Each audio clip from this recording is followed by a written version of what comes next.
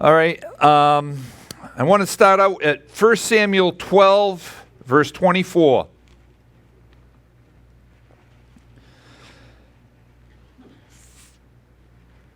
First Samuel 12, verse 24. And it reads, "Only fear the Lord and serve him in truth with all your heart, for consider how great things he hath done for you." So this is the verse I'd really like to think on tonight. And I'd like to pick it apart a little bit and apply it to us here at East Bay Baptist Church. And anybody that's on social media, I really pray that you'll consider it.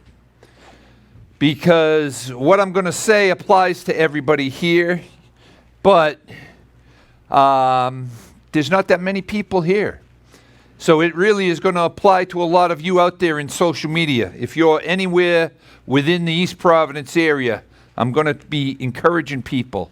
They need to find a church home. Come and visit us. Come and work with us. So, do we really fear the Lord? That verse says, "Only fear the Lord and serve him in truth." So do we really fear the Lord? What does that refer to anyway? You mean I'm supposed to be fearing God? I'm supposed to be fearing Jesus? Yeah, we are. Why? I asked myself the same question, so I looked it up. The fear of the Lord in Proverbs 1:7 is the beginning of knowledge, but fools despise wisdom and instruction. Fearing the Lord is only the beginning of knowledge. All right, so in order for your knowledge to begin, you've got to fear the Lord. You've got to have some fear of him. When do we first learn and figure out we need to fear God? Well, when we figure out that he can end our lives at any given second, just like that. He is the timekeeper. I know, and especially younger people, I know because I used to be a younger people, and younger people think they're indestructible. They think they're able to survive forever. But guys, we're not. The timekeeper, okay? The timekeeper is the one that's going to say, "Hey, Jim, hey, time to come home." Okay? He's going to say that to me one day. Do I know when? I haven't got a clue. Does anybody else know when? They don't have a clue either. No one has a clue when it happens. And I can't say, and you parents with teenagers and stuff, I can't say, "Yeah, hang on a minute, God. Hang on." You know how when you tell them to empty the trash and they got the video game going? "Yeah, can you come empty the trash?" "Yeah, hang on, Mom, hang on, Dad." We can't do that to God. It's just not able to be done. I can't say, "Yeah, God, when I finish building this deck, please. All right, I'm almost done." No. If he called me right now, I couldn't say, "Hey, God, can I please finish what I took a couple hours to type this thing up. Sorry, you're gone." You should fear God for that reason. I mean, I make a little light of it because I don't want to be too heavy on everybody. But we should be fearing God for that reason. And the important thing is that when he says it's time to come, when he calls us into eternity, we can't say, "Wait a minute, God. I never accepted Jesus. I need a couple more minutes." You can't do it. That's why if there's anybody in this room or anybody at the sound of my voice hasn't accepted Christ as their Savior, do it now. Do it this instant. Don't even bother listening to me. Pray. Say, "God, I am sorry. I'm a sinner. Forgive me. I accept you as my Savior. Come into my heart." Please, if you're on social media, don't even bother listening to me. Do that. That's way more important than what I've got to say. Because God won't give us another second. When he says it's time to come, it's time to come. And we're going to go.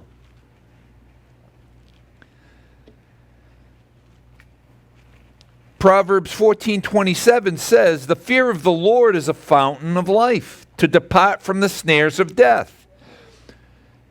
So it's the knowledge of our sinful mortality that allows us to become knowledgeable of our potential to serve.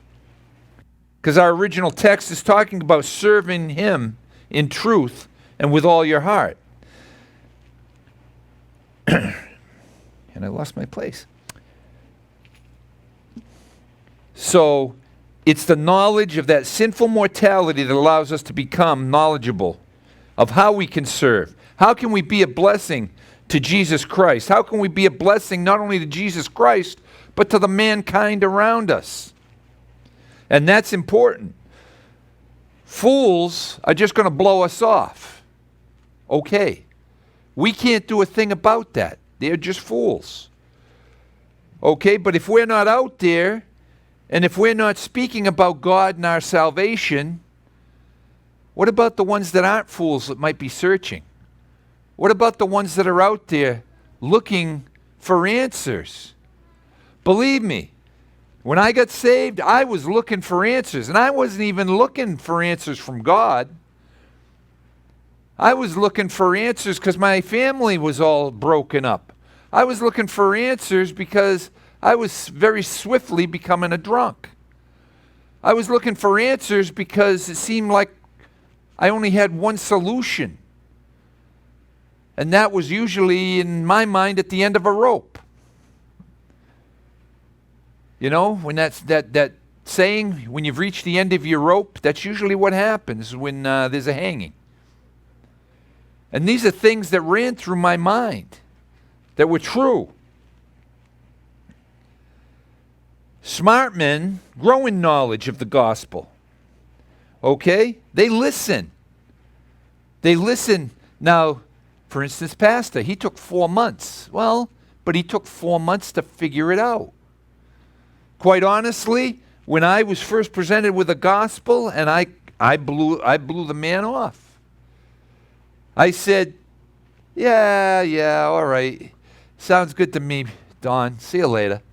I got to go. And I got on my motorcycle, and off I was going. I've told this testimony. Most of you have heard it. And I was going.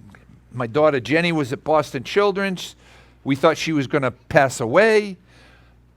You know, I went to stop to see my mother, but I'm on 95 on my motorcycle, and I'm going, you know what? It just ran through my head, and I just started yelling at, I said, God, I don't even know if you're real. Because, see, I didn't know if God was real. I had heard about him, but I had been presented with the Bible. I had been given knowledge that I didn't have.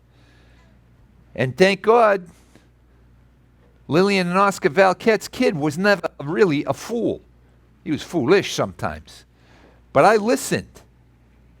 And it was in my head. And I said, you know what? I've tried the drinking. I've tried immorality. I've tried this. I've tried that to get over what was hurting. And that's when I said, God, if you're real, and I don't know if you are, you got to prove it to me. I'll serve you. I'll do whatever you want me to do. But you got to prove to me you're real. And the story, and you've heard it, I stopped at my mother's on the way, had my full face mask, helmet on. I took my helmet off, and my mother stopped dead in the doorway. And I said, what's the matter, Ma? And she says, I don't know, but you look happier than I've seen you look in 5 years. And I went, what are you talking about? I was miserable in my head. But God proved. He proved that he was real to me. And once he had done that, through the knowledge of his word, through the knowledge, because when I went back and I learned about him as quickly as I could. So we have a certain time limit to be used of God. And it's that knowledge of our mortality that allows us to work, that forces us to work and to serve others in order to glorify God. Proverbs 8:13 says, the fear of the Lord is to hate evil, pride and arrogancy, and the evil way, and the froward mouth do I hate. What else would make us discard those things that are so prevalent in our lives? All right? You want to talk about pride? You're looking at the king of pride. At least I used to be. I don't think I'm as proud as I used to be. And I don't know. I don't want to say that about me. If it is, it's a miracle of God. But I can remember when I bought my first house, actually it was my second house, and there it was, beautiful raised ranch up on a hill, looking down at a cul-de-sac, and I'm standing there in the picture window, and in my head, I'm going, I am the Lord of all I survey. I am at the pinnacle. And at that time, I was only about 20 years old. And I was at the pinnacle. I was, I had been working for a long time, and I had money, I had cars, I had a house, I had a wife, I had 2 kids at that time. It's all pride. It's all it was pride. I didn't have nothing. Because you know what? Within a few months, a year or so, a couple of years, it was all gone. The house was gone. I was living in my truck. The family's broken up. That's what God will do if He has to for your pride. So if you're a Christian and you're hearing my voice and you think that you're all there is to life and you think you're the answer to everything, trust me, God will humble you. And if He humbles you, do yourself a favor and get on your knees and say, God, that's it. Because this guy was stubborn. You want to talk about arrogant? I shook my fist at God more times than I can even imagine. And why He doesn't do anything worse than what He's done to me? Okay, because He's done some, I've been in some low places as a Christian. But you know what? For the most part, I probably put myself there because I was usually thinking of self, or I was just too proud.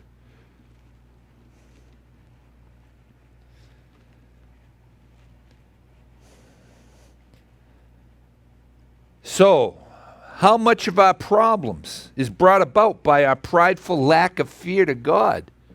Like I say, can you imagine shaking your fist? And I mean, I literally shook my fist and pointed up at the sky, and I was mad. How fearful could you do that? You couldn't do that if you're fearful. I wasn't fearful. I was arrogant. Even as Christians, I believe that our lives are lengthened because of our fear of the Lord. Now, Ecclesiastes 12:13 says, let us hear the conclusion of the whole matter. Fear God and keep His commandments, for this is the whole duty of man. Christians that are hearing me tonight, whether you're here hearing me or whether you're hearing me online, the Lord wants us to serve Him. Are we basking in His grace just selfishly, sitting there, just drinking in all the grace that He's pouring out onto us and not offering something back? I've seen it. Sometimes that's my case. Are we fearing God and keeping His commandments? Or are we leaving aside that serve Him in truth with all your heart part? Are we setting that aside? Oh, I'm saved, but it's Sunday. I think I'll go to the beach, or I'll go golf, or I'll go somewhere other than church. It's Wednesday night, I'm tired from work. You notice, and all I keep hearing is, as I'm saying, is I'm. Is our focus on I'm, or is our focus on Him? Our focus should be on Him. And believe me, I'm guilty of this at times. I've had days where, and God's grace. God is gracious. He's kind. He's patient. Okay, but we need to fear him because he's also just. And he's the creator of the universe. And he's the giver of life. And as the giver of life, he's also the taker of life. And now if you're a Christian, okay, maybe we don't fear that taking of life thing so much because we're going to be in heaven. That's what the Bible promises. But in the rearview mirror, have you glorified God at all? Have you tried to glorify God? Have you done things to help people understand the reality and the truth of the living God? Or did you just get yourself saved and you just want to bask in that salvation? The Lord has an expectation of our serving him with all of our heart. And we should be deathly afraid to disappoint him. Okay? I've been a pilgrim on this earth now for 65 years. I know people that have been there longer. And I have tried with all my heart. I have tried with all my heart to serve God whenever I can. I can say my history for the most part after I got saved, I was 28 years old, 1985 when I got saved. My history after that and my testimony has been one of trying to serve God. I was a new Christian going to New Testament Baptist Church out in Norton, Massachusetts back then. And I can remember, it wasn't long, and I walked into the pastor's office and I said, Pastor Littlefield, I don't know, I got to do something. I can't just sit here and listen to this and not do something. I can't just try to absorb all this and not do something. And he said, you've got to be patient. You've got to learn. You've got to grow. And then he came to me a few weeks later and he said, I tell you what, you said you wanted to serve. Do you still want to serve? And I said, yes, sir. Okay, look out in the backyard. And I looked out and there was a purple bus. And I said, that is a really purple bus, Pastor. And it said New Testament Baptist Church right along the side of it. And I looked at him and I said, Pastor, I can't drive a bus. I don't have that license. He says, I don't want you to drive it. He said, I want you to be on there and go get kids and bring them to the church.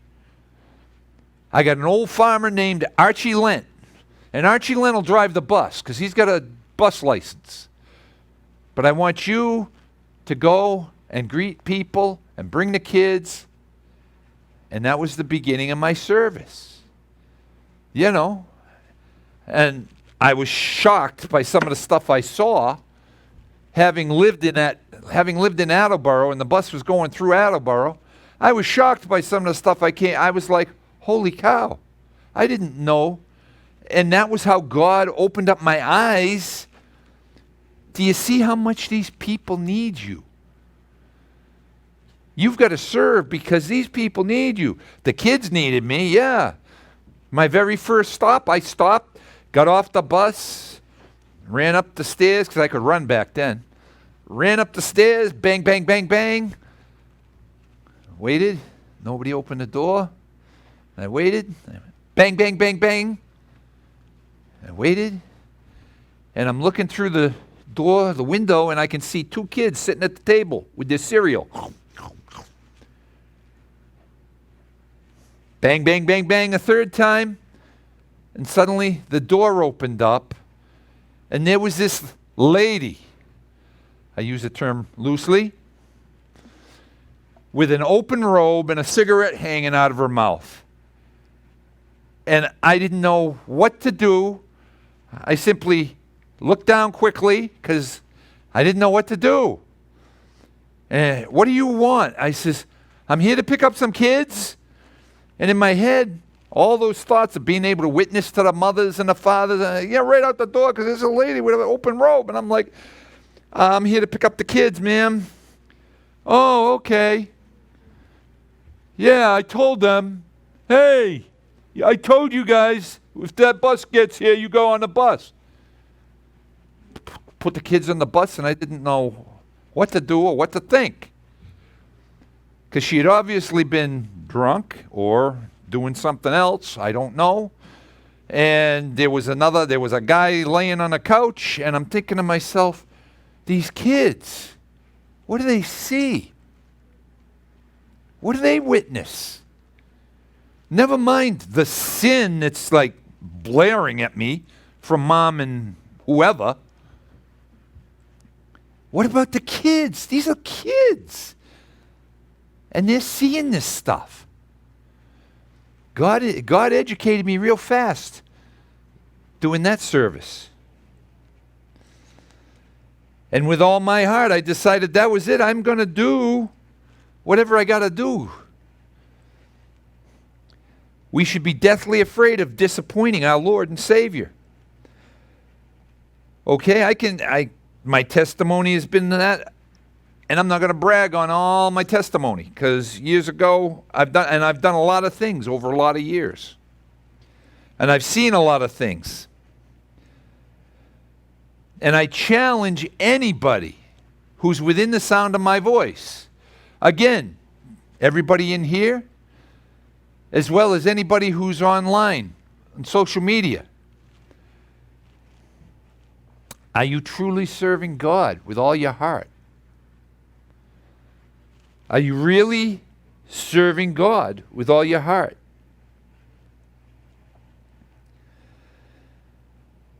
Many of us, and I've known many people who do, just so you know, I'm not down on people, I'm not getting down on anybody. But there's been a lot of people, and I've been proud to serve with them. And we've done a lot of different things, and we've served in many different ways and glorified God. Didn't glorify ourselves because we really got nothing out of it per se, other than the joy of the service. And then when you really, when somebody, sometimes you're serving and nobody gets saved and nobody comes forward. But then there's times when you're serving and somebody who hasn't come forward suddenly does. And that's when the joy of the service hits you. I've been teaching the youth group recently about history. And one of the subjects I was talking about was the difference in the 16th and 17th century between indentured servitude and slavery. And I can tell you, not long after my salvation, I realized I'm an indentured servant to Jesus Christ. And folks, if you don't know the difference between an indentured servant and a slave, I'm not going to get into a big history lesson. You can look it up.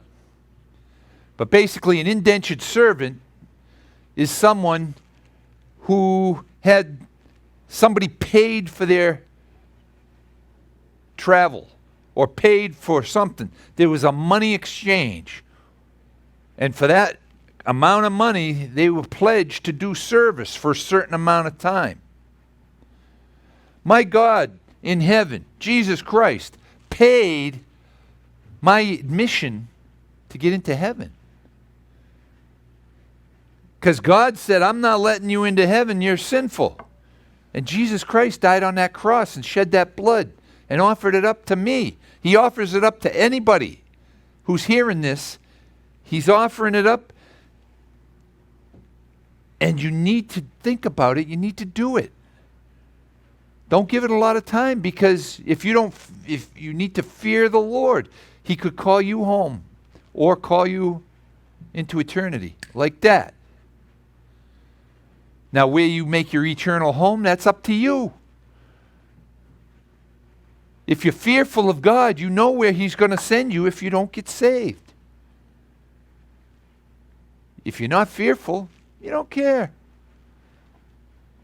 Myself, back in the day, I was a roadie for a band. I did a lot of stuff. You know what? sit there, get drunk, and hey, you know what? When I die, this is what we're going to do. We're all going to sit around a big table in hell and have beer and listen to rock and roll music. You know what I learned when I started to fear the Lord? I was a pompous jackass. That's what I learned. And I still am in a lot of ways, and I'm working on that. But he paid the sin of my debt, the debt of my sin, sorry. He paid my passage to heaven, just the way the Europeans were able to get people to populate the U.S. back in the 16th and 17th centuries. Now, my early obedience and service, and I watched these kids on the buses and the big smiles they would have once they knew who I was, once they knew the big guy who at that time had hair, would bang on the door, and they'd open up the door and they'd come running because they knew that big, ugly purple bus was out there waiting for them. And they'd be glad because now they knew they were going to church and they were going to do all the stuff they did in the classes. Suddenly, Pastor Littlefield says, you know what, I think you ought to try teaching one of the 4th grade, 5th grade, 6th grade classes. One of the junior church classes. I feared the Lord because I was like, me? Me? Get up in front of 10 or 12 kids that are like 9 and 10 years old? I was petrified. And I'm truth. It's truth. He says, oh, you'll be able to do it. You'll be able to do it. You don't have to be afraid of them. Let me tell you, they were all about this high. And I was one scared dude standing there. Because I realized that it wasn't so much that they were going to laugh at me. I didn't care because I'm that way. I don't care if people laugh at me. But what if I messed up? What if I didn't teach them right? What if I didn't teach them what the Bible really says? What if I didn't teach them respectfully? What if I didn't teach them about God properly? I was scared and I mean literally, my legs were shaking and my voice was quivering and I was scared. But I did it. And after I did it once, I did it again and again and again. And I started riding the bus and then teaching a class. And the kids would get to know me on the bus that were in my class. And I was blessed. And that's only at my first church. So God paid my passage to heaven. And we read in Exodus 21 how you got to your end of your indentured term. And some of the indentured servants loved their masters so much they didn't want to leave. So they would go to the elders, go to the people, and they would let them know that they don't want to leave. We want to stay here. And why God had them do this, I don't know, but they would sit there, they would go, and then they'd put their ear up next to the door, and they'd take an awl and they punch a hole through the bottom of their ear. And that mark, that hole in their ear, showed that they were a servant to whoever was their master, and they chose to be a servant for life. Well, God didn't make me put my ear up to a thing and put an awl through it. But I decided I was going to serve my Lord for the rest of my life. If you're out there and you're a Christian, you need to be serving the Lord. You need to find a church. You need to stop waiting. I've seen great things in my life happen. I've seen miracles and miraculous things. When I got embroiled, and by the way, as Christians, we get embroiled in problems. My life was never problem-free. Right? I've been through all kinds of problems that I'm not going to get into. Hard problems. There's people that are watching me here, they know. They watched me go through some of those problems back in the 90s. They know what I'm talking about. And it wasn't anything I did, but the problems came to me. But I continued, despite that, to serve. And again, I'm not bragging on me. This is because I fear God and I love God. And I want to glorify Him. I watched God carry me through those problems and those things. I watched Him care for me. I watched Him nursing my heart, my mind, and my spirit. And I saw people that He used to do it. And I began to love them too in special ways. Many Christians today decided that they, having a term of indenture, hey, it's finite. I'm done. I put in 10 years serving God. I put in 5 years serving God. I've done my part. Now it's time for me to go live life. And it's not the way it is, folks. God doesn't stop. God doesn't choose to just say, yeah, you know what? I'm done.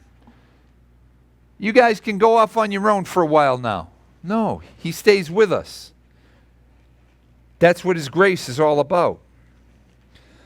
But people serve for a period, for a season. But then there's also others that sit there. And those others go, well, you know, when I got my life together, I'm going to serve God. I don't want to serve God right now. I've got other things to do. Well, if you're going to a Christian college, you're serving God. You're getting your education. You're doing the things you've got to do for your own life, but you're serving God. If you're a mother or a father, whatever, the family, oh, you've just had a kid, you're serving God by being faithful and true to each other and raising a family. So I don't want to diminish any of that. But beyond that, and during that, all at the same time, and sometimes it becomes overwhelming. But God's grace is sufficient to help you to serve even more. All the time. If you're sitting there and you're saying, well, I gotta wait till I want to make my first 100,000. That's probably nothing nowadays. But I want to make my first 100,000 before I serve. Can you imagine if I had said to Pastor Littlefield, yeah, well, no, I got to wait till my divorce is finalized and my life is restarted and rebooted. Because that's the point I was at in my life during that time. No, I was a Christian. And I knew I had to serve.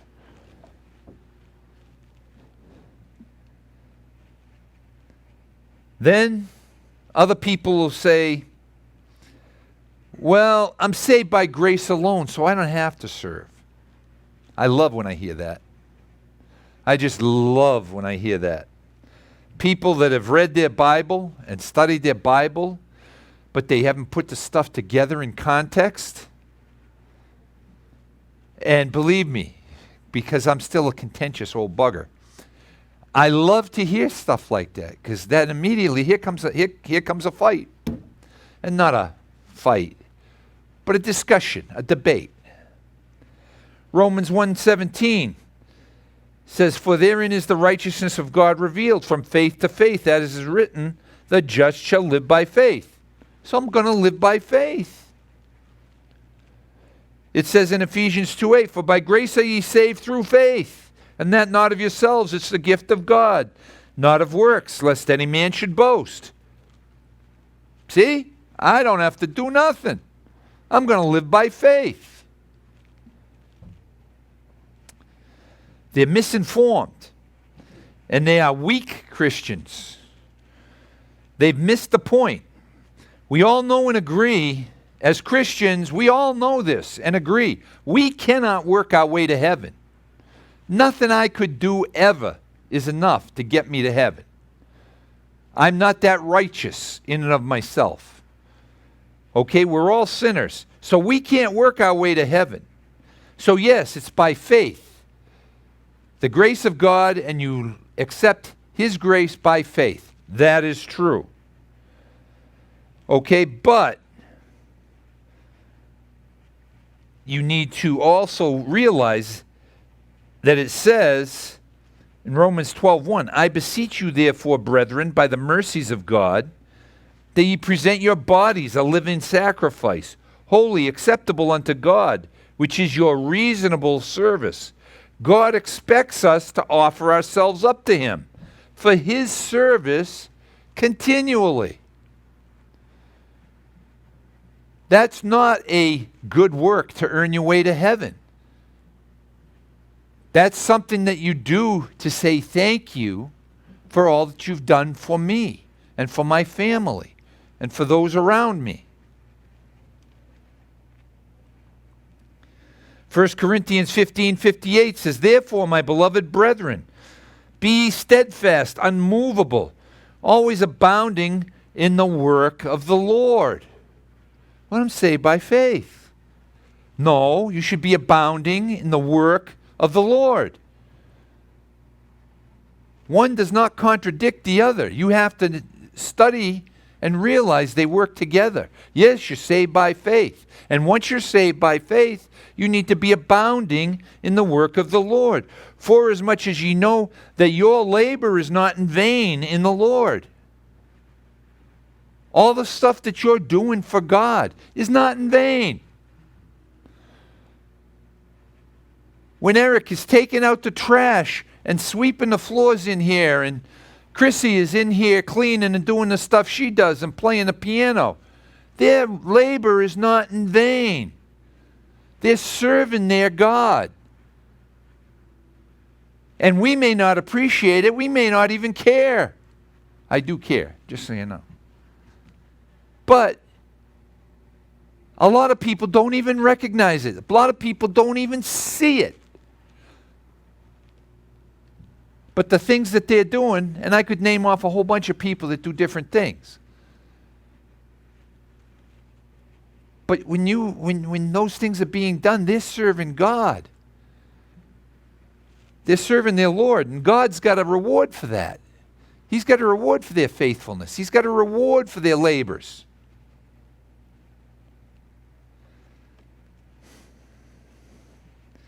Your labor is not in vain. It's always worthy because it glorifies God. And in my years, I've observed true servants serving faithfully and truly. A lot of them. Then, and I know Pastor will hate me for saying this, but then there's also the pew sitters. And the pastor's too nice. He doesn't say this stuff. And I'm not talking about anybody that's sitting here in case you think I am. But the pew sitters.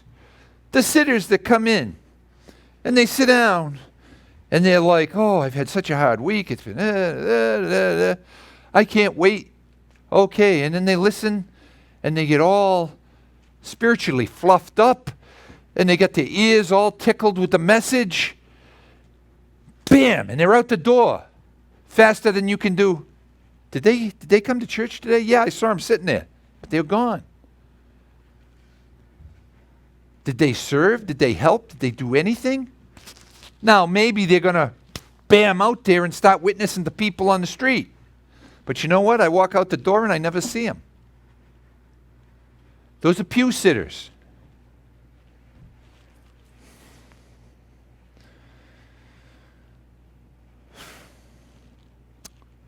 There's too many of those. They sit comfortably, getting their ears tickled. There's just too many. I've also heard people say, well, you know, I know you need somebody in the nursery, but I just, you know, I've got other things that I'm better at. I'm not going to give you that. I'm not going to work in the nursery. You know, I can't do this or that or the other because it's beneath me. Really. If I'm truly honest, it's beneath me. I can't. You know, save that for those guys. Now, if you've got something really spiritual, maybe I'd serve God doing something really spiritual. It's tragic. It's tragic. I've also heard people go, well, it's pointless. It's pointless to go out and witness to people. It's pointless to go out on visitation. We're going to have a visitation, Pastor says. Yeah. And we're going to take, now the teenagers will go, and I love the teenagers, and guys, all you teenagers, youth, actually it's more than teenagers. It's the youth group, which is kind of like teenagers and 20-somethings. Okay? You guys should be proud of yourselves in the right way that you go out and you help. Because you know what? You've got a small community, and you all want to serve together. You want to do something together. I only wish that the adults would do the same thing. Oh, it's pointless. I'm not going to do that. Nobody's going to listen. They're not going to listen to me. You know, why not? You know, you give them your political things, and you give them your medical, oh, hey, I know about this disease, that disease. You're always giving your opinions and your information on stuff like that. But when it comes to giving the gospel, look at, I know him. He's too bad. He'll never get saved. You're right. Never get saved because nobody bothers. Nobody bothers to go out witnessing. Nobody can even, and I shouldn't say nobody, sorry. There's a lot of people that do. There's people that do. But not everybody that could goes out on visitation. Pastor says, just hang these things on the door. You don't have to even interact with anybody. Just hang a thing on the door, or hang it on the fence, or hang it on a mailbox flag, whatever. And you don't have to interact with any of them if you don't want to. But at least get the gospel out.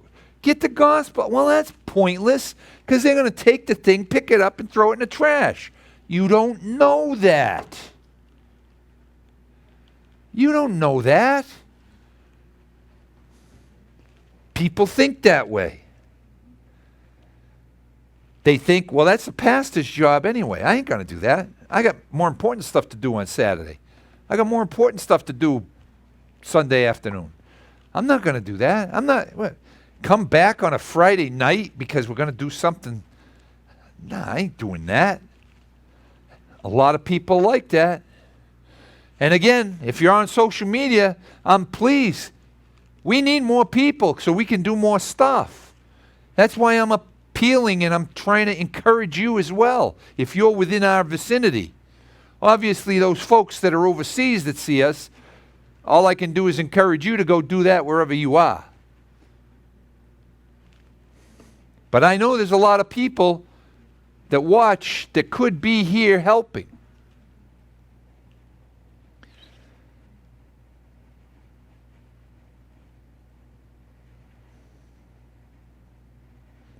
Other people, it's their leisure. It's their, their leisure is their God, which is more important than serving the real living God. The newest excuse, the newest one, and it drives me crazy, I can't serve. I might go out and get COVID. Oh, come on. You could, but you know what? The same person will go to the grocery store or go to Home Depot or go to Kohl's or go somewhere, and guess what? The COVID ain't just hiding like to get you at the entrance of the church. So if you're going to get COVID, and I'm not trying to make light of the COVID. It's out there. But you use that for an excuse. What are you thinking? What are you thinking? And I understand, and again, I repeat, COVID is real, and COVID has had detrimental effects on a lot of people. Okay, but 2 Timothy 1:7 says, "For God hath not given us the spirit of fear." And that's what a lot of this stuff is, drummed up by our media, drummed up by our politicians. It's a real thing. But the fear of it is abnormal. I'm sorry. I've lived through a lot of pandemics. I'm an old guy. I've seen the mad cow disease. I've seen all kinds of different things that everybody with the bird flu and the swine. I was trying to think. I didn't want to say pig flu, but that's what it was. You know, there's all kinds of stuff I've lived through. Okay? Ebola. Thank you. See, I need all this help. But you know what? People didn't fear that because the media didn't gin up the fear, and the politicians didn't capitalize on it to get people to think a certain way. And I'm not getting into politics, so forgive me if I got off on a tangent there. But that's another excuse. I can't serve God because of COVID. It's just too dangerous out there. Did you do the grocery shopping? Yeah, I went down to Stop and Shop. I didn't see the sign posted there, COVID-free zone. I drive around. I'm looking for those signs that say COVID-free zone so that I know I can go in there and feel secure. You know why? Because they don't exist.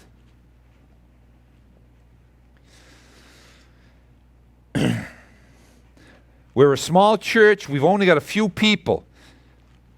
So the first question is everybody serving to the best of their ability? Is everybody serving to glorify God? Are we abounding in our service? Are we placing our lives, our families, our leisure over God's glorifying service? And I realize everybody's got to work. You got to work. I got to work. All right? I'm an old guy and I should be kicking back, and I still got to work. We all got to work. That's not what we're talking about. Yes, you've got a family. You know what? I've seen it. You bring your family with you. And we all go serving God together.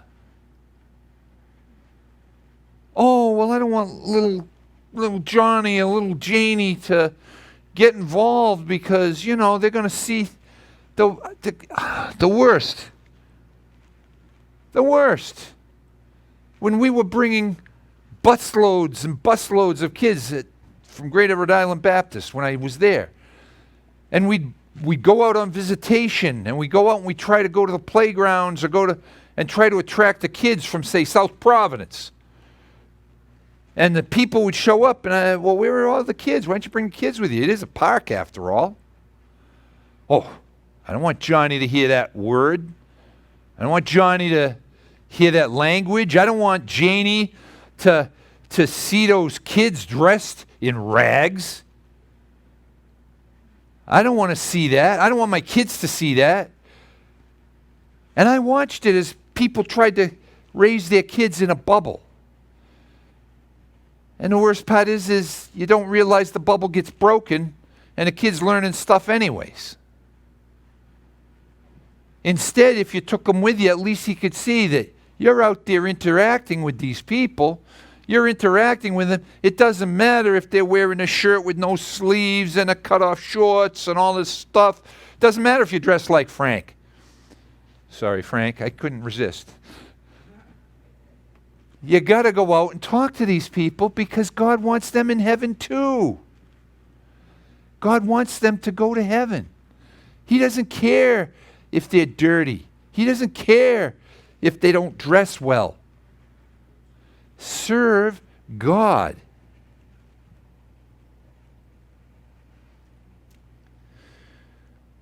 Matthew 28:19.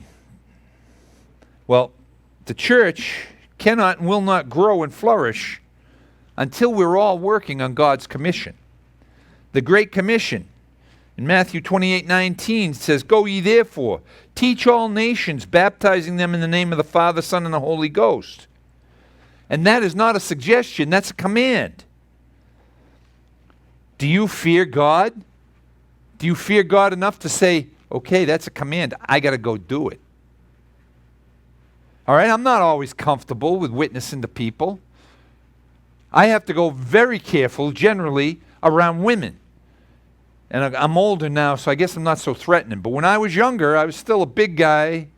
And if I was to approach women too quickly about the gospel, they go, ah!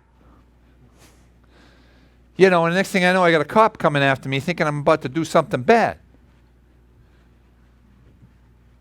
But I could go into the Hartford projects. I could go into the different projects around Providence and reach out to them. Because I didn't have that fear. God was with me. And you know what? If there's one time I went out in South Providence and a guy ran over, grabbed the 2x4 and was coming at me. And I had my hand out like this to shake his hand, and he kept coming. And he kept coming and coming. And I'm like, okay, God, I am about to get my head crushed, but I promise you I won't hit the guy because I know that I'm a brawler and I don't want the church to have to wear that. And he stopped just about where that chair is, threw that board away, and ran in the other direction about 100 miles an hour. I don't know why. I was standing there like this. I didn't get to give him the gospel, but I got to stand my ground for God. So I glorified the Lord either way.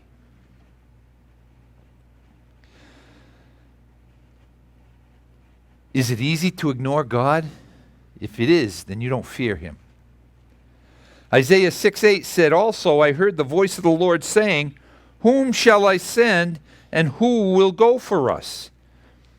Then said I, who is Isaiah, here am I, send me.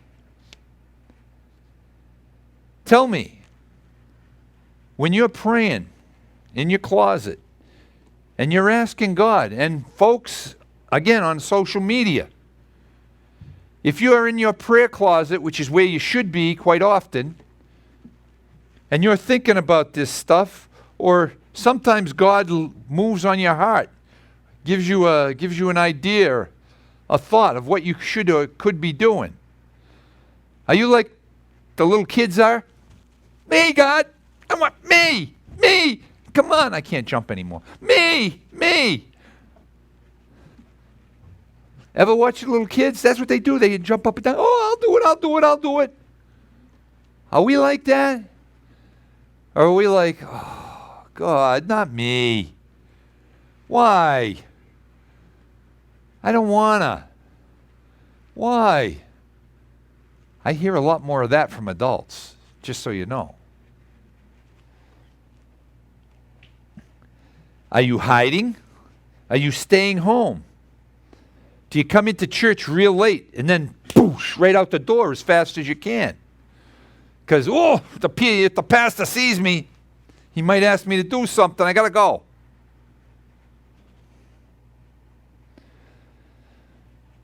There's all kinds of things. What about serving in other ways? There's only 3 things that limit our potential ministries here at this church. The big thing that's limiting us, and I shouldn't say there's 4 actually, lack of personnel. That's the first thing that limits us as a church. But let me ask people individually, because there's 3 things that limits people's service. Lack of imagination, that's one of them. Lack of involvement, that's another one. And a lack of faith, that's the third one. If you're in the church and you're lacking those 3 things, that's why there's not enough people to do everything that needs to be done, or that we'd like to get done.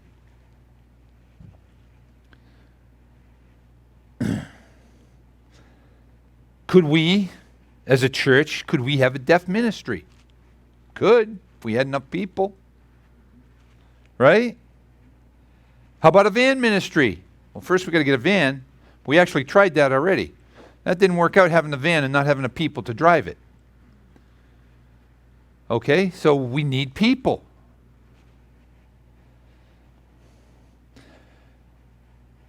How about the people that just recently graduated high school? They'd probably love to have their own, I don't know, college and career class. You know, I've been in churches that have that, that offer that. Why don't we offer college and career? Oh, that's right. There's not too many people. There's nobody to teach it. Nobody that's willing to learn, to study the Bible, to offer up those, because there's just not enough people.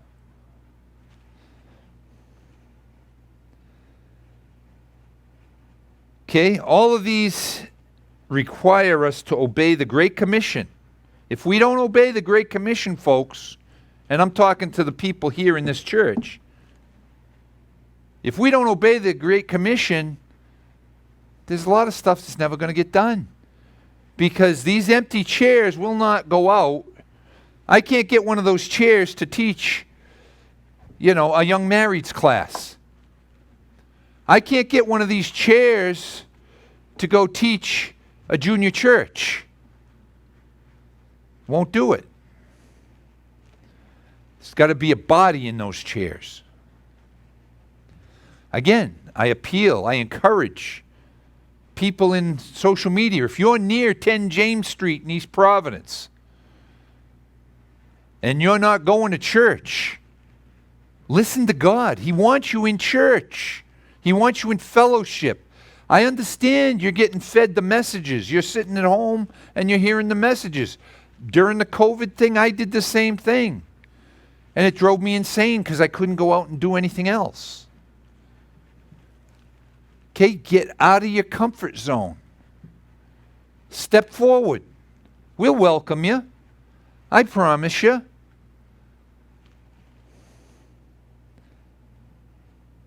But unfortunately, all churches right now are currently suffering. They're currently apathy, laziness, worldliness are taking its toll on all the churches. I'd rather go to a Christian concert than go teach a class. Because you know what? I don't have to study to go to a concert. Now, I like Christian concerts. I'm not saying nothing about a Christian concert. I actually know a promoter of Christian concerts. And I like that. But I'm not serving God when I'm in a Christian concert necessarily. I'm worshiping, but I'm not serving Him.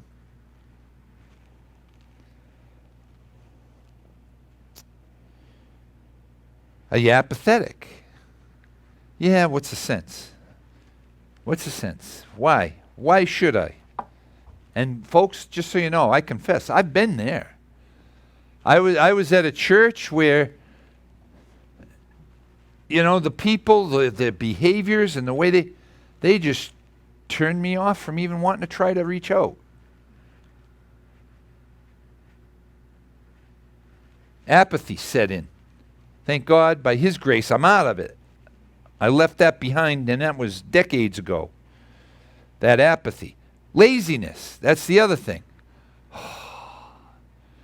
That's going to make, I'm going to have to go to practice if I want to do a song. Because we would love to have people doing music, right?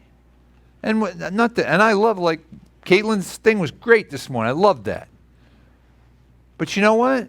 We can't have a big group of singers because we don't have a big group. Right? We can't clone ourselves to make a choir.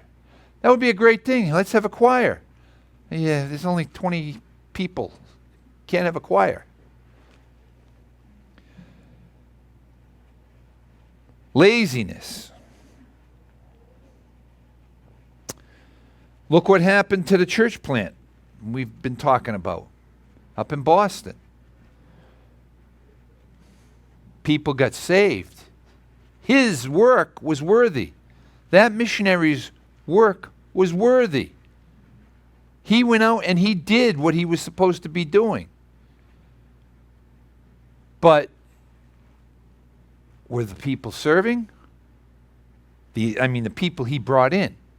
Or were they all just sitting there like this? Because you could fill this room twice over with people doing this, and it does us no good.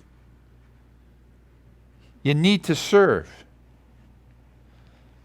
Are we looking out beyond ourselves? The Great Commission expects us to look out beyond ourselves. When God said that the fields were white to harvest, he wasn't looking at himself, he was looking out there. As a Christian, you should be looking out there and not looking in here all the time. So are we looking out beyond ourselves? Are we just comfortable in learn? I just want to learn. I just want to grow spiritually and learn. I just want to keep growing and learn. Okay? Well, you know what happens when you keep eating and eating and eating and you don't ever do anything else? You get fat and lazy. And spiritually, that's what happens. You get fat and lazy if you're not doing something. What good is spiritual knowledge without putting it into action? Right? How about when we walk out of church? When we walk out of church, we've just been fed by pastors, preaching. And that was a great message, Pastor. As they're shaking his hand. Great pastor. That was great message. Great message. Great message. They walk out the door. Do they even see the people around them? The ones that are lost. Do they try to help them? Or do they get in the cars and drive to their comfortable, and this is as much to me as anybody, and drive to their comfortable home? They don't recognize and realize there's people out there starving. And I'm not talking just physical food. We're trying to deal with that with the food pantry. But there's people starving for the gospel. Starving to serve, to know God. That's where we're supposed to be serving God and serving them, feeding them.